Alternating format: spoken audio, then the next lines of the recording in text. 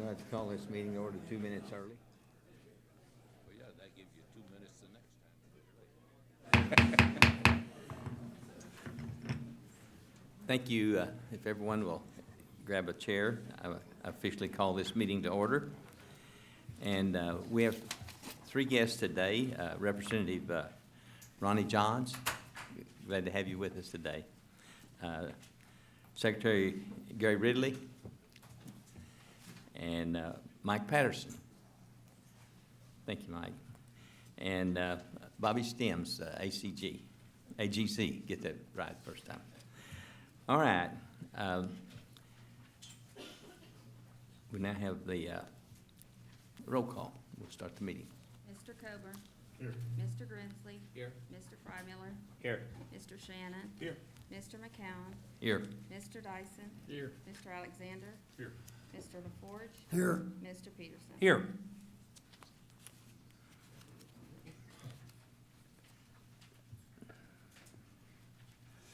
I need a motion for approval of the minutes of the October Transportation Committee meeting. I make a motion to approve. Second, all in favor?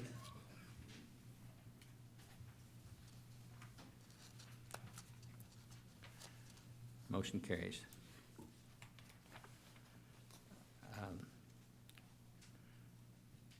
Mr. Chairman, we have the consent docket contains items number 151 and 152. These items were discussed in detail in our committee meetings this morning. Any of the commissioners want to pull any of the items or discuss any of the items that may have been on the consent docket? Otherwise, I hear a motion for the approval of the consent docket. Move to be approved. All in favor? What, are we approving 151? And 2. And 2. And 2. Okay. The consent docket. Okay.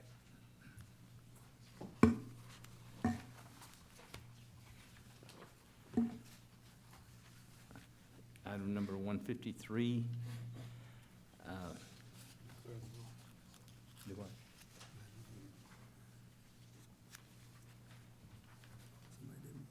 Good morning, Mr. Chairman, members of the commission. Item 153, I have one programming item this month. It's Cleveland County.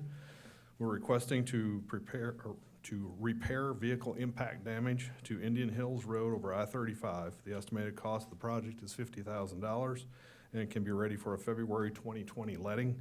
The party responsible for the damage is unknown. Approval is recommended, and I'll answer any questions if you have any. Do I hear a second? Second. All in favor?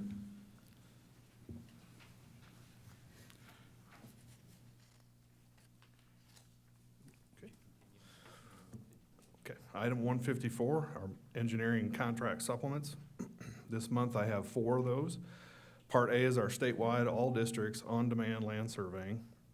Previously, we selected 6 consulting firms to provide this land surveying. Carroll Surveying and Mapping, CEC Corporation, Frontier Land Surveying, Heartland Surveying and Mapping, Keystone Engineering and Land Surveying, and White Hawk Engineering and Design. Total aggregate increase for this supplemented contracts for these 6 is $1,800,000. Part B is K County, Commission District 4. We previously authorized Atkins North America to prepare final design plans for State Highway 11 over an abandoned railroad. The supplement not to exceed amount is $73,014. And I want to direct your attention to the summary in the front of your packet. It says $73,104.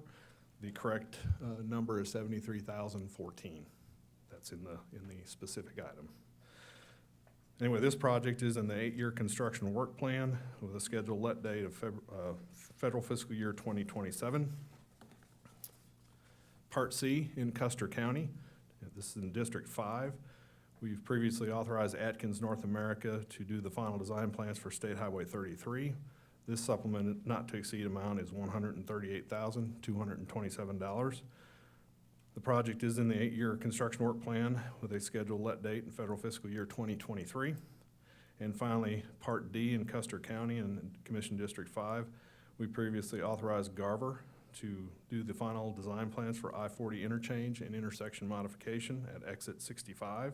The supplement not to exceed amount is $673,147. This project is also in the 8-year construction work plan scheduled for federal fiscal year 2024, and approval is recommended. Try to answer any questions if you have any this morning.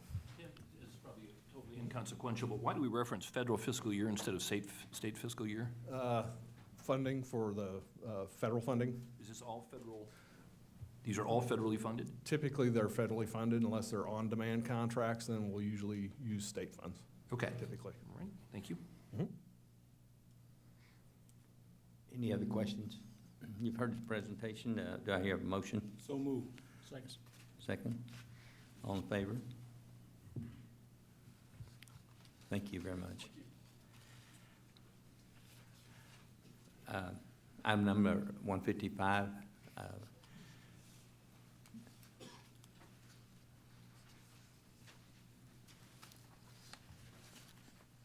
Mr. Chairman, members of the commission, I'd like to present item 155, parts A through double G. These are change orders on projects which have a cumulative total of change orders of $75,000 or less. This item is presented for your information only. No action is necessary, but I'd be glad to answer any questions. Any questions from any of the commissioners? Would you proceed to number 156?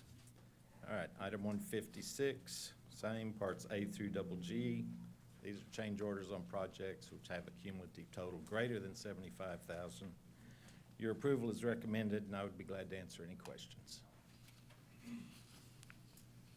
Do I hear any questions? All in favor? I'd say I need a motion for approval on that, don't I? Make a motion to approve item 155 and 156. Second. All in favor, vote.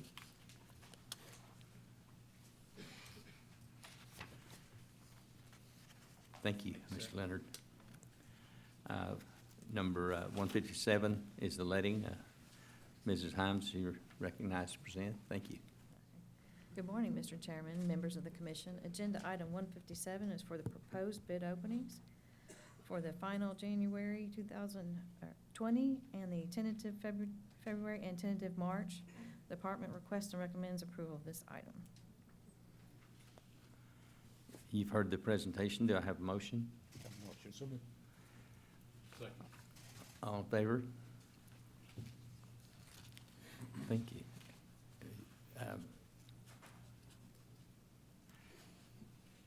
Do you, that was 157. Have you, oh, okay, excuse me, Ms. Williams, if you will. Good morning, Mr. Chairman, members of the commission. Agenda item 158, settlement for damages to state property. Department recommends and requests approval of this settlement offer. Any questions? Make a motion to accept? Second. All in favor? Thank you.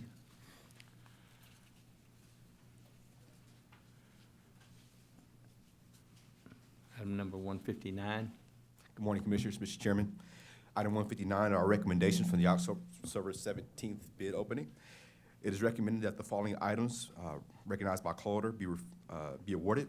As call orders 110, 115, 125, 130, 135, 140, 145, 150, 160, 170, 200, 210, 220, 235, 240, 250, 270, 280, 281, 286, 290, 300, 305, 330, 340, 350, 360, and 370.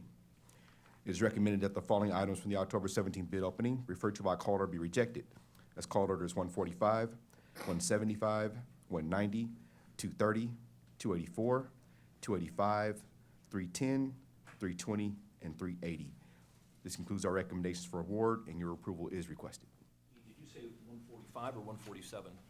147. Yeah, okay. I apologize if I said otherwise. You've heard the presentation. Are there any questions?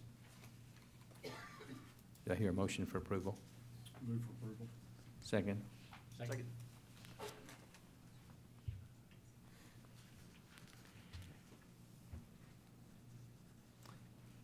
Commissioners. Thank you very much. Item number 160 is an emergency declaration, along with item number 163, which is an addendum. And, Mr. Chairman, Mr. Secretary, do you, can those be voted on one, or do we need to vote on them separate? Okay.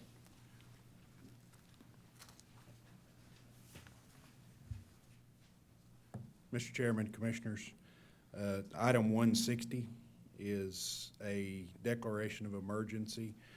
Due to the record flooding on Sunday, October 6th, it was necessary for the department to close the subject bridge. The flooding caused significant damage, undermining under the south side of the east abutment and approach slab. The fill under the north side of the east abutment and approach appears to be intact. Division 8 was unable to open the bridge on the north side to one lane of was able to open the bridge on the north side to one lane of traffic with signalization. Currently, permit loads are restricted from this structure. The department forces do not have the capability required to make the bridge repairs. On October 9th of 2019, under the authority of Title 61, subsection 130, and the authority provided in commission rules, I issued my declaration that an emergency exists which impairs the safety of the traveling public, and I authorized the department to issue an emergency contract for repairing the bridge damage, including all associated traffic costs. The estimated bridge repair cost was $500,000, which includes traffic work anticipated to begin at 8 a.m. on November 6th and should be substantially completed on November 26th. Subsequent to that, we have a bid on that structure that came in excess of. Therefore, in order to award that bridge, I believe we've got a recommendation. And Anthony, if you want to come forward, Mr. Chairman, if you might, with a recommendation for award of this contract. Okay. Thank you, Director. Again, I'll read into our recommendation into the record. On October 9th, the ODOT Director declared an emergency on State Highway 20 over Spavinaw Creek in Mays County due to the October 6th flooding. An emergency bid opening was held on October 31st with the intent of entering into a contract with a local contractor to repair the bridge. The engineer's estimate for the project was $661,875. The low bid submitted by Manhattan Road and Bridge was $978,000. The low bid exceeds the ODOT Director's authority for approval. The bid, however, has been reviewed by the department and has been deemed to be reasonable and appropriate for the scope of work. The department therefore brings this item to the commission with a recommendation that the low bid be awarded. And your approval is requested. Let me ask a question. Do I need two votes? Do I need a vote on It's a single vote. your presentation? Mr. Chairman, based on my declaration of emergency and the estimate at that time, we would not have required a vote because that would be within my authority to declare an emergency. However, because the ultimate bidding process yielded a bid amount that was in excess of my authority, now we need commission approval to award the bid. Okay. I just wanted to make sure. Yes, sir. I wouldn't. just voting on 163. Yes, Yes, sir. You've heard this information. Are there any questions? We had some pictures of that. That's quite amazing, the damage that was done. Do I hear a motion? Motion to accept? Second. All in favor? Thank you again, Commissioners. Thank you. At this time, we'll hear our director's report. Mr. Chairman, Commissioners.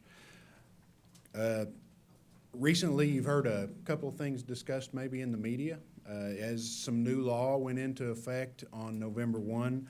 The first is a move-over law, and what that law requires is based on Senate Bill 89, and it requires motorists approaching all stationary vehicles displaying flashing lights to move over into a lane that is not adjacent to the vehicle. This applies to highways and interstates with 2 or more lanes of travel in each direction. And the law updates prior legislation that required motorists to move over for first responders, law enforcement, And now it basically applies to all vehicles if they're displaying their flashing lights. Again, I think the traveling public in most instances tries to provide that latitude, and but it wasn't a bad idea to go ahead and put this into the motor vehicle code and update that statute, and that's what this does, and that is in effect now. The second law is House Bill 1071, which authorized potential speed limit increases on rural interstates and turnpikes, and again, that went into effect on November 1. It does not mandate those speed limit increases. Both ODOT and the Oklahoma Turnpike Authority are performing required studies to consider speed limit changes as outlined by statute. And the studies include elements of design such as roadway geometry, sight distances, traffic volumes, accident studies, and really what the traffic is doing out there on those facilities right now. Again, those studies are ongoing. We expect those to complete sometime after the first year. The department will complete our analysis. Our traffic engineers will bring back some recommendations. And as always, we're very mindful of the safety of the traveling public. That is our number one priority. And again, we're going to take a really hard look at the speed studies that we're doing out there on the highways to make sure that before we bring a recommendation forward to the commission that it makes sense from a public safety standpoint. And we expect that to happen sometime after the first of the year. So those, again, we started those studies in advance of November 1, so we didn't wait for the law to go into effect. That work is ongoing, but the numbers will have to be crunched, and we're really going to take a hard look at making sure that we're doing something that's safe. Also, the department recently hosted the Oklahoma Bike Summit here at the agency.